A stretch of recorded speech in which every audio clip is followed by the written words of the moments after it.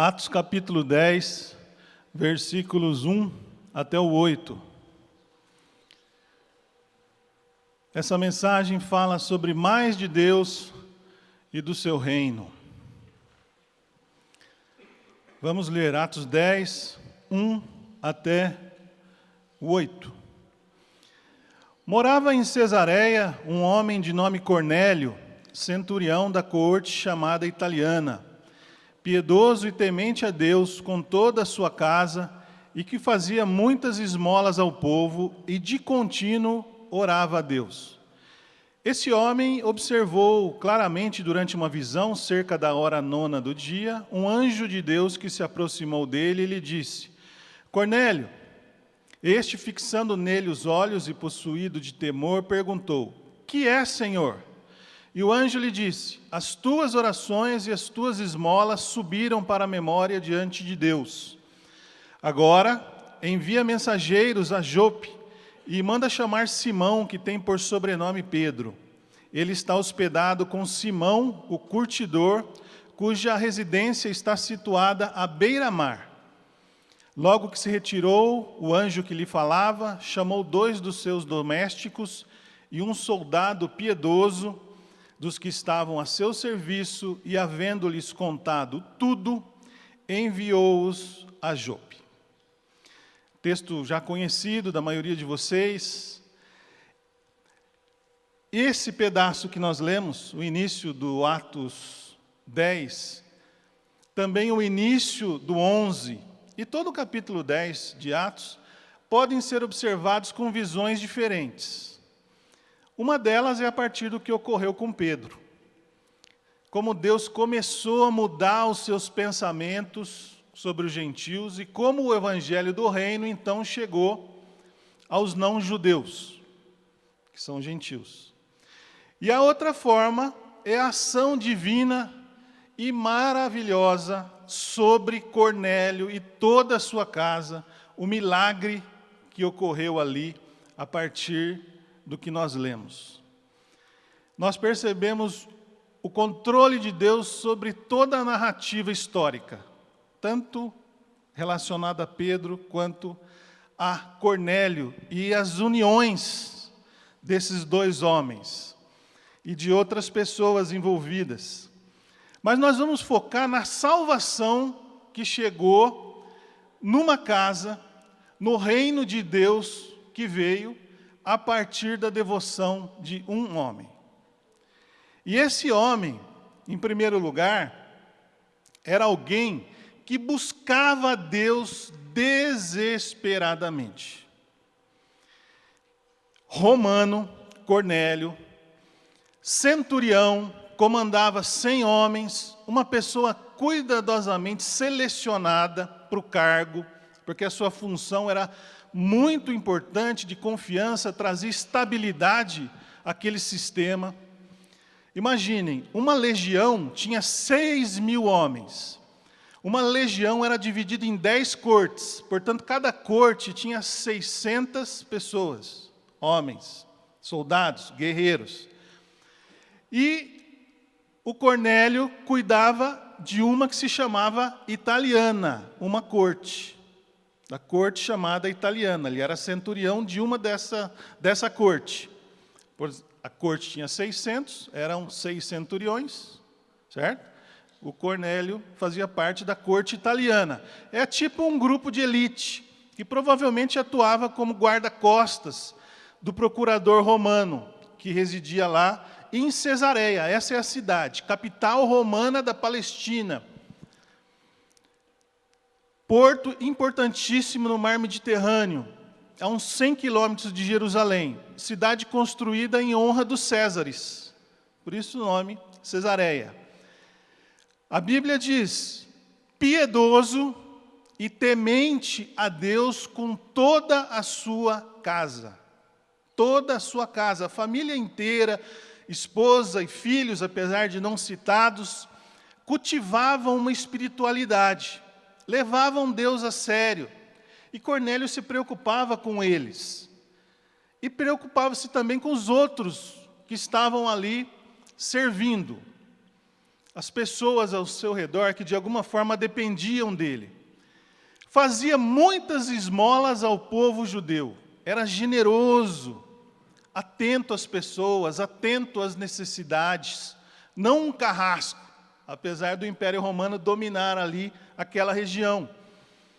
Aquele cara que a gente pensa assim, só faltava ser crente. Como um outro centurião que foi citado em Lucas 7, que teve o servo curado por Jesus, de quem os próprios judeus disseram o seguinte: é amigo do nosso povo, e ele mesmo nos edificou a sinagoga.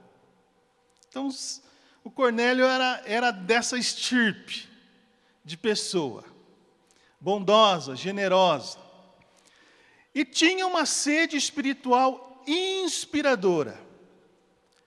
O texto que nós lemos diz que ele de contínuo orava a Deus, porque ele queria conhecer mais e mais a Deus, aquele desejo de ir além. Por certo, o Cornélio já tinha ouvido falar de Jesus, porque a história dele se passa no 1º século depois de Cristo.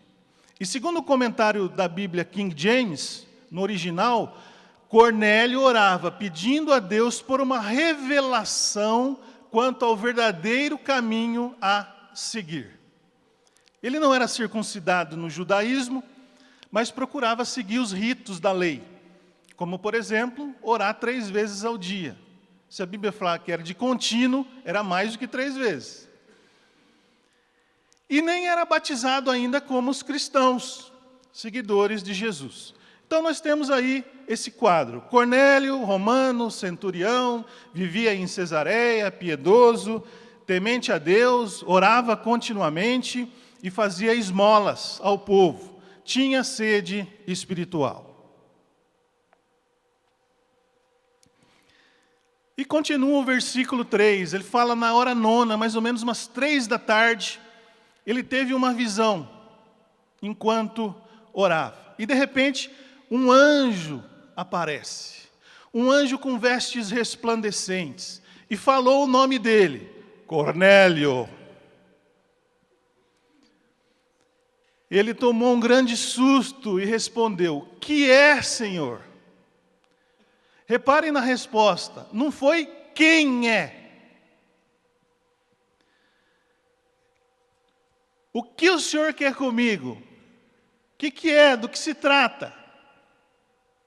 E o anjo falou no versículo 4, as tuas orações e as tuas esmolas subiram para a memória diante de Deus. Indicando que as orações e ofertas tinham agradado tanto a Deus, foram muito bem recebidas por Ele, de modo semelhante aos sacrifícios que os próprios judeus piedosos faziam esperando pelo Messias, o aroma agradável da fumaça dos holocaustos que subia ao trono de Deus. O derramamento de um coração contrito, quebrantado, chamou a atenção do Senhor.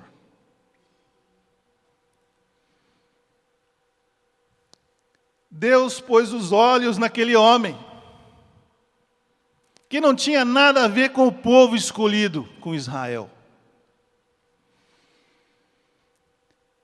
Orações e esmolas vindas do gentil Cornélio, que ficaram piscando diante de Deus como o aldor luminoso. Aquele ali é o Cornélio. Como ele me agrada. Como as suas orações vêm de um coração aberto às minhas coisas. Olha como ele ajuda as pessoas, como é generoso. E esse anjo deu indicações precisas de quem devia ser procurado e onde. Não explicou o que essa pessoa falaria, mas simplesmente que deveria ser buscado e trazido para Cesareia. E Cornélio contou tudo a 3 pessoas, diz aí o texto, de sua confiança. Como a gente precisa ter pessoas de confiança perto de nós. Irmãos, amigos, para compartilharmos, não só as nossas lutas, mas uma visão como essa. 2 domésticos e um soldado piedoso. Um homem também que estava tendo o seu coração aberto para as coisas de Deus, assim como Cornélio. E ele passou oralmente o acontecido. Ele não escreveu uma carta. Vai lá, entrega para o fulano. Não, ele falou para aqueles 3. A cidade para onde eles deveriam ir era Jope, que ficava a cerca de 50 quilômetros de Cesareia. Aliás, foi de Jope 800 anos antes que Jonas teve que ser convencido por Deus a pregar em Nínive.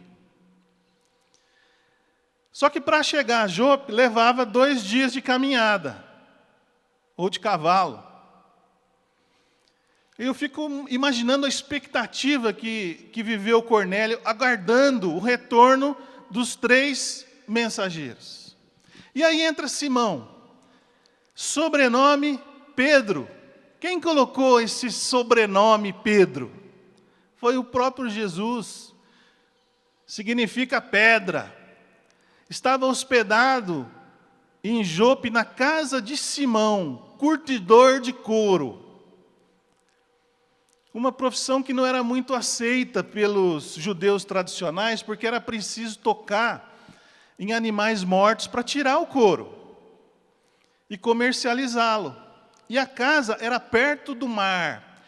Em geral, os judeus que tinham profissões que envolviam algum tipo de impureza, deveriam morar a pelo menos 50 côvados da cidade, pelo menos 25 metros, das casas dos cidadãos limpos.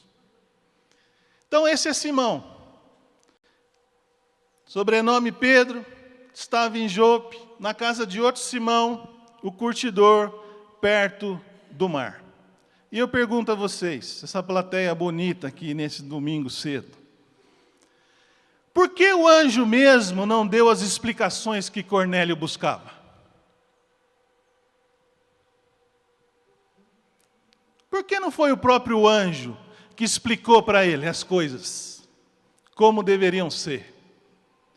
Que Jesus já tinha vindo, já tinha morrido, já tinha ressuscitado e tinha um propósito para a vida dele e para os gentios.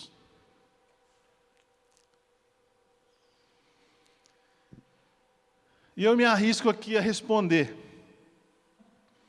Porque Cornélio deveria ser levado ao conhecimento de Cristo pela instrumentalidade de um homem, não diretamente pelo anjo que lhe apareceu. E isso está em harmonia com a ordem que Cristo nos deixou. Somos nós que temos que ir por todo o mundo e pregar o Evangelho a toda criatura e fazer discípulos de todas as nações. O casal pensa que está mudando para os Estados Unidos, às vezes só para estudar, ou trabalhar, ou ter uma vida melhor. Vocês estão indo como instrumentos de Deus para falar desse Jesus em primeiro lugar. E assim como nós, onde Deus nos coloca, no nosso emprego, na casa, onde for, somos plantados ali para sermos usados por Deus e pelo seu Espírito. Muito bem, voltemos a Pedro, que já devia ser bem conhecido em Jope. Por quê? Deus o tinha usado em Jope para ressuscitar Dorcas. Pedro já tinha feito um milagre ali em Jope. Já tinha corrido. O cara que ressuscitou Dorcas está por aí no pedaço. É óbvio que Pedro não pensava em levar nenhuma glória e atribuía tudo a Deus. Portanto, muitas pessoas creram em Cristo por conta desse milagre de Pedro. E Deus se manifestou a Pedro quando ele orava, por volta do meio-dia, no telhado da casa de Simão, que era plano, com acesso por uma escada por fora, uma escada exterior. Estava com fome, aguardando o almoço. E assim como Cornélio teve uma visão, uma revelação divina, um grande lençol era baixado à terra pelas pontas, com todo tipo de animais, quadrúpedes, répteis da terra e aves do céu. Deus falou por 3 vezes a Pedro: mata e come, porque estava purificado.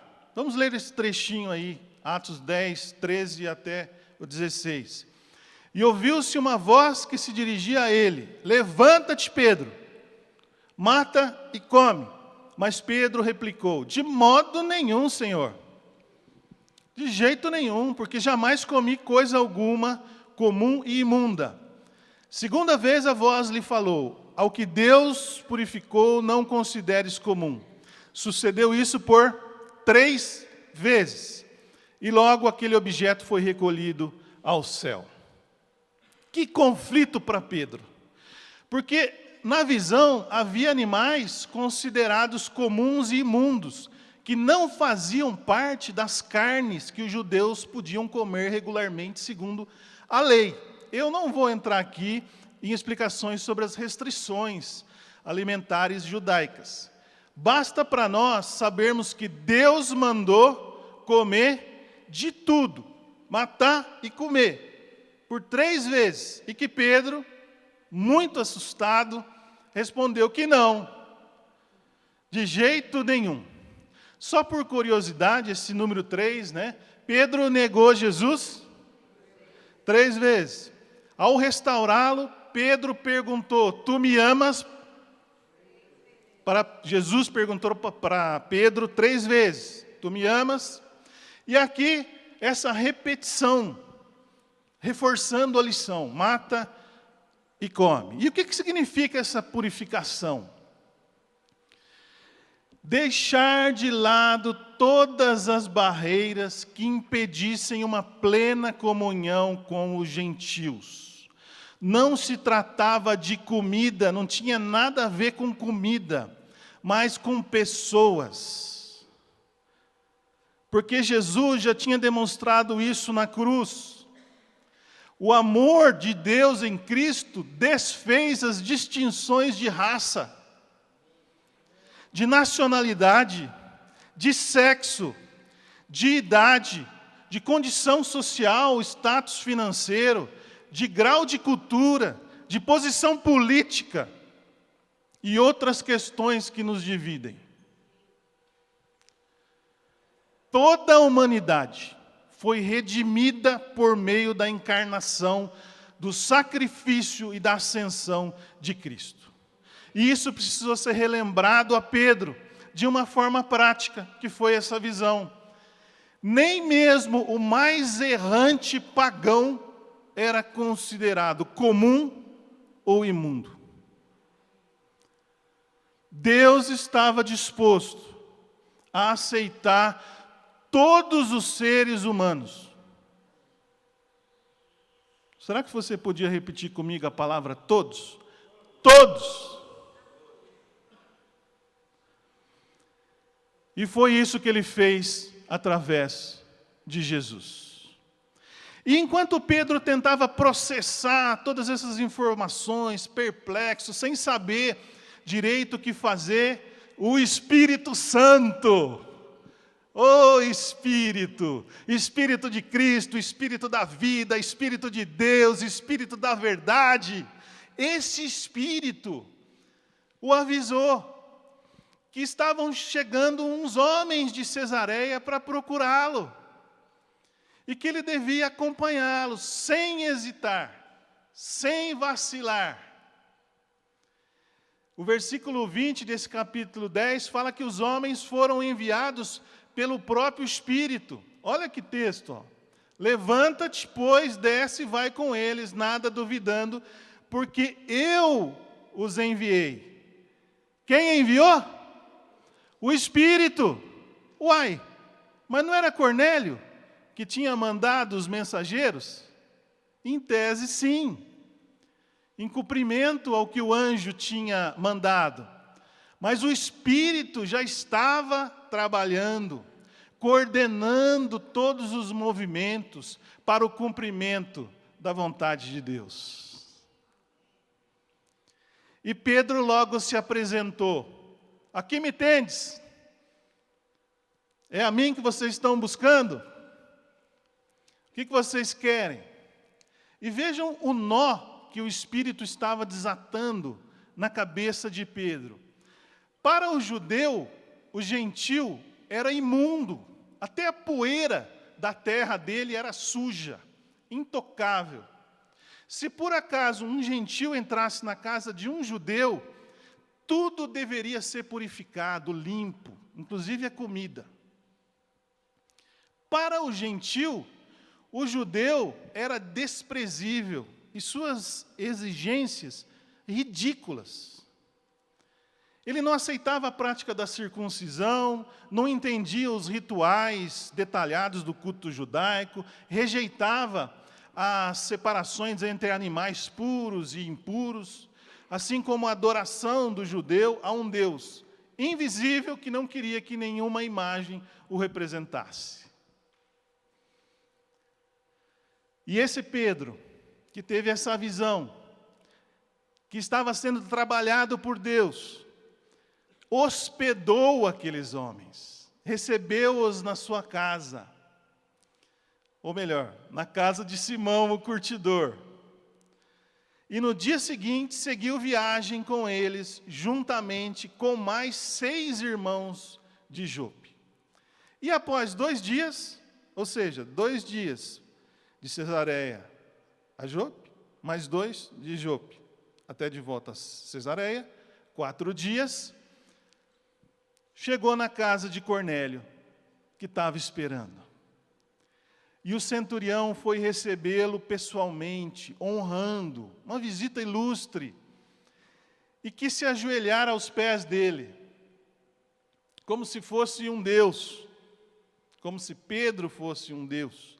Atitude errada, pois só Deus, com D maiúsculo, merece a adoração. E Pedro fala o seguinte: nada disso, pode parar, levanta, eu sou homem como você. Então Pedro entrou. A casa de Cornélio estava cheia de familiares e convidados dele. E Pedro se dirigiu a todos que estavam lá, explicando que Deus tinha mostrado para ele, através da visão, e ele tinha começado a entender, que não deveria considerar nenhuma raça imunda, e que por isso ele estava deixando de lado a regra de que era proibido para um judeu se reunir com um gentil. E uma vez chamado, ele foi para Cesareia e perguntou: o que vocês querem? Por que vocês me procuraram? E Cornélio contou sobre as palavras que ouviu do anjo enquanto orava e que tinha sido orientado a procurar Pedro em Jope. Versículo 33. Portanto, sem demora mandei chamar-te, e fizeste bem em vir. Agora, pois, estamos todos aqui, na presença de Deus, prontos para ouvir tudo o que te foi ordenado da parte do Senhor. O primeiro ponto que eu falei: havia alguém que buscava a Deus desesperadamente. Segundo, esse homem estava disposto a obedecer. Ele não perguntou os benefícios, mas o que tinha de fazer. Nem uma palavra quanto às bênçãos, riquezas, prosperidade, saúde, poder, dons. Cornélio não chegou dizendo para Pedro: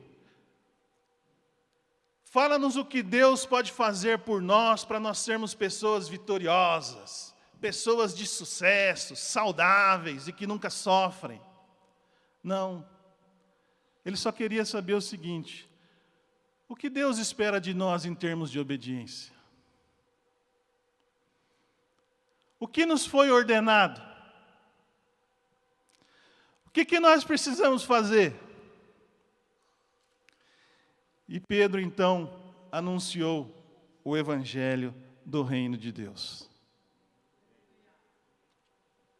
Leiam comigo, a partir do 36. Esta é a palavra que Deus enviou aos filhos de Israel, anunciando-lhes o evangelho da paz por meio de Jesus Cristo. Este é o Senhor de todos. Vós conheceis a palavra que se divulgou por toda a Judéia, tendo começado desde a Galiléia, depois do batismo que João pregou. Como Deus ungiu a Jesus de Nazaré com o Espírito Santo e com poder, o qual andou por toda parte fazendo bem e curando todos os oprimidos do diabo, porque Deus era com ele. E nós somos testemunhas de tudo o que ele fez na terra dos judeus e em Jerusalém, ao qual também tiraram a vida pendurando no madeiro. A este ressuscitou Deus no terceiro dia e concedeu que fosse manifesto, não a todo o povo, mas às testemunhas que foram anteriormente escolhidas por Deus, isto é, a nós, que comemos e bebemos com ele depois que ressurgiu dentre os mortos. E nos mandou a pregar ao povo e testificar que ele é quem foi constituído por Deus, juiz de vivos e de mortos. Dele, todos os profetas dão testemunho de que por meio de seu nome, todo aquele que nele crê recebe remissão de pecados. Aleluia!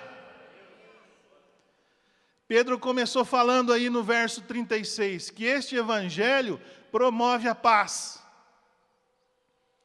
A paz entre Deus e os homens pecadores. A paz interior, pessoal. A paz com as pessoas, inclusive gentios e judeus. Esse evangelho da paz foi enviado primeiro aos filhos de Israel. Sim, pois para eles foi anunciado pela primeira vez. Mas Pedro passou a expor de forma ampliada esse evangelho do reino, esse evangelho do governo de Deus, evangelho da paz por meio de Cristo, Senhor de todos. Cristo não é apenas o Messias de Israel. Embora esse povo o tenha rejeitado, a Bíblia fala de um remanescente que se renderá a Jesus. Mas o Rei do mundo. Então essa notícia, essa boa notícia, é para chegar aos confins da terra, aos lugares mais remotos, às tribos mais fechadas, às aldeias que julgamos impossíveis de alcançar, de indígenas de outras raças, espalhadas por esse planeta Terra. Pedro fez uma trajetória desde o batismo, pregado por João Batista, a unção de Deus sobre Cristo com o Espírito Santo, com poder, os seus milagres, por onde andou ele fez o bem, que é uma das suas características, é próprio dele, curou e libertou todos que estavam oprimidos pelo diabo, seu inimigo, porque Deus era com ele, era um com ele, em harmonia com ele, em unidade com ele. Deus Pai, Deus Filho, Deus Espírito Santo. E é esse Cristo vivo, que tem um nome poderoso, acima de todo nome, que os discípulos foram incumbidos de anunciar por toda a terra. Deus fez de Cristo juiz de vivos e de mortos, porque todos teremos que prestar contas dos nossos atos diante do Senhor. E também mostrou que Ele, Jesus, é capaz, o único, de perdoar pecados aos que creem pela fé depositada nele. O testemunho dos profetas apontou para Jesus como o enviado de Deus. O testemunho dos apóstolos mostrou o sacrifício de Cristo naquela cruz, sua morte, sua vida, sua ressurreição. E nós hoje testemunhamos pela fé no seu nome. Temos essa responsabilidade, esse privilégio, esse prazer, porque sabemos que todo aquele que nele crê é perdoado e fica livre de toda condenação. Como ouvirão se não há quem pregue? Como vão anunciar se o evangelho do reino não chegar até eles, para que sejam salvos? Obrigado, Jesus, que nos trouxe a paz. Obrigado, Jesus, Senhor de todos. Obrigado, Jesus, ungido de Deus. Obrigado, Jesus, juiz de vivos e de mortos. Obrigado, Jesus, o único capaz de perdoar os nossos pecados. E aí eu chego ao terceiro e último ponto. Deus respondeu com seu Espírito e a salvação da família de Cornélio. Primeiro, havia alguém que buscava a Deus desesperadamente. Segundo, esse homem estava disposto a obedecer. E agora, a ação de Deus naquela casa. O versículo 44 do capítulo 10 de Atos, ainda Pedro falava essas coisas, quando caiu o Espírito Santo sobre todos os que ouviam a palavra. No capítulo 11 de Atos, Pedro precisou se explicar aos líderes sobre o que tinha acontecido em Cesareia. E ele fez sua defesa enfatizando o derramar do Espírito. Vejam, 11, 13 até o 15. Ele, Cornélio, nos contou como vira o anjo em pé em sua casa e lhe dissera: envia a Jope e manda chamar Simão por sobrenome Pedro, o qual te dirá palavras mediante as quais serás salvo, tu e toda a tua casa. Quando comecei a falar, porém, caiu o Espírito Santo sobre eles, como também sobre nós. No princípio, o Espírito Santo caiu, foi derramado.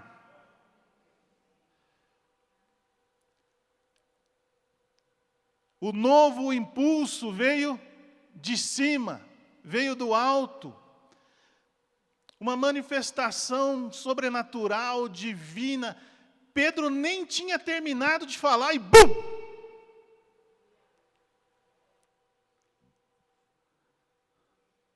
Acordei agora alguns, né?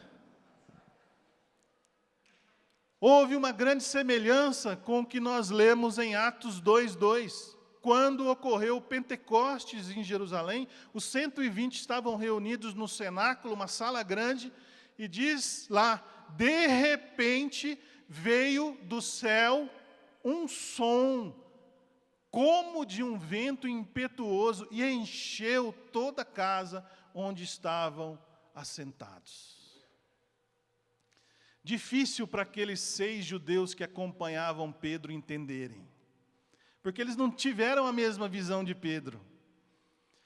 Imagine então para quem não presenciou esse acontecimento e somente ouviu aquela história. O fato é que em um só dia, todos da casa de Cornélio foram salvos e cheios do Espírito Santo antes de serem batizados.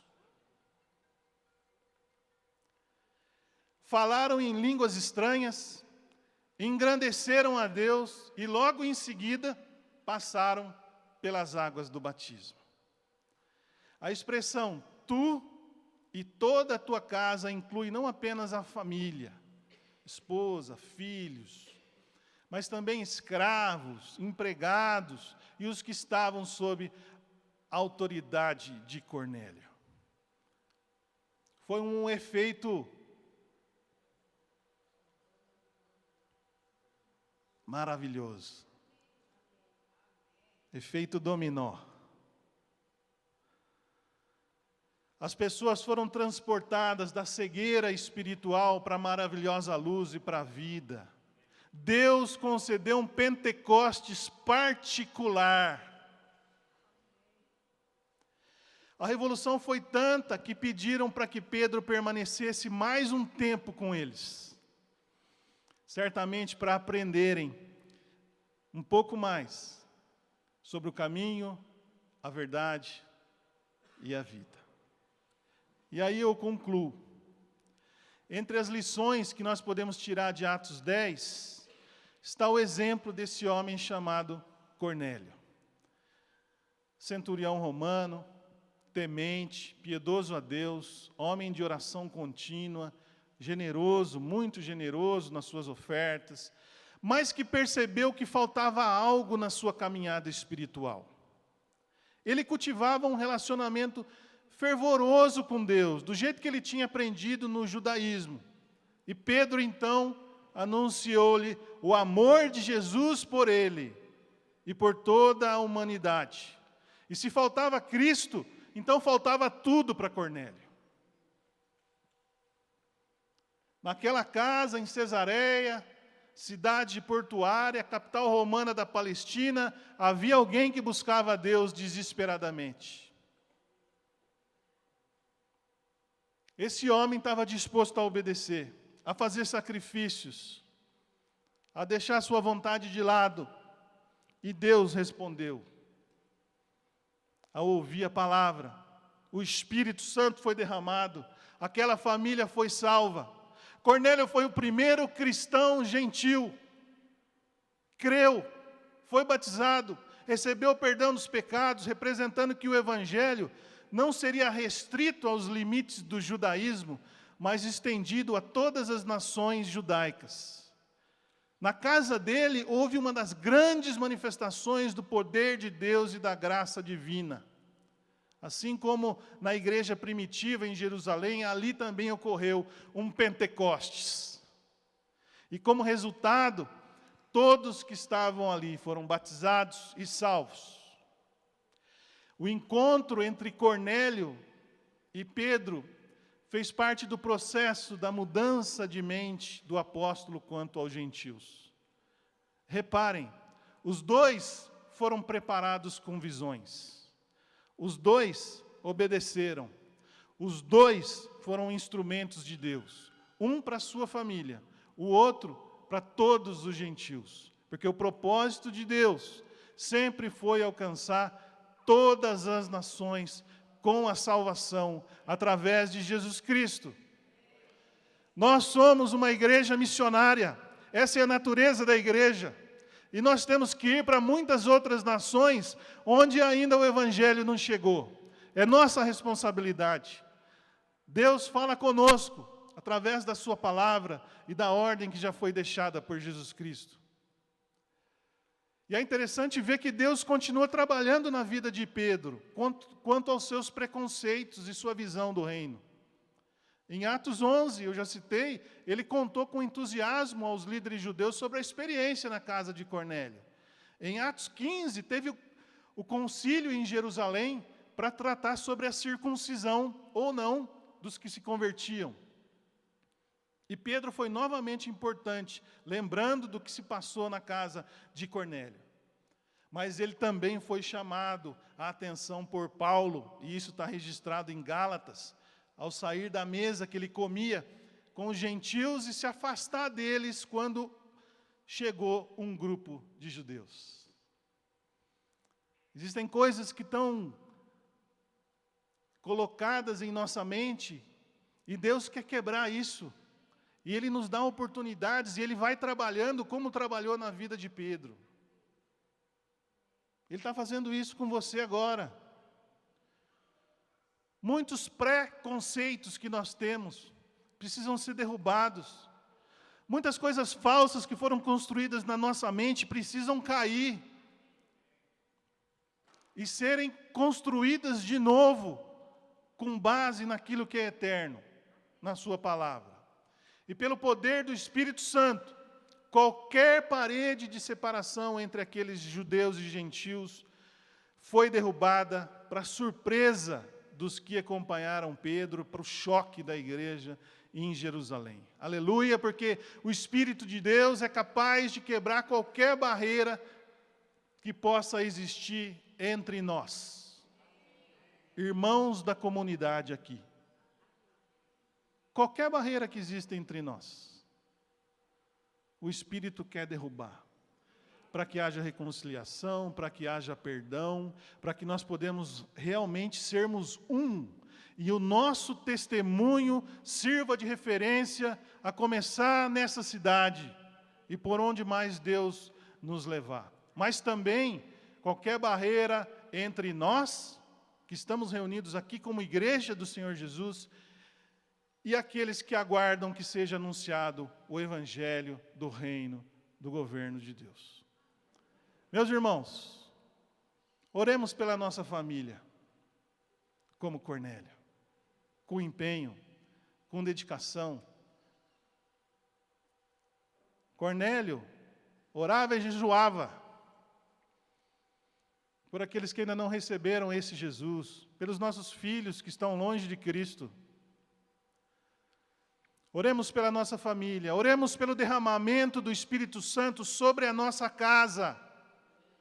Por isso é importante abrirmos a casa como igreja, como comunidade de discípulos, para reunirmos as pessoas ali, porque Deus quer fazer um derramamento do Espírito Santo ali para as pessoas que estiverem presentes.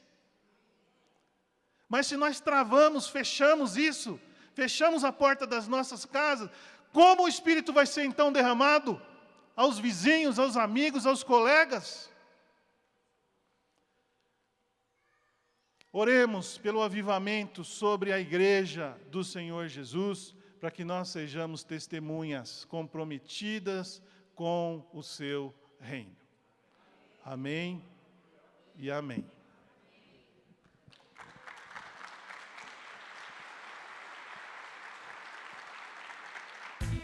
tvcmc.com.br é o nosso canal para compartilhar o Evangelho do Reino de Deus e o senhorio de Jesus Cristo.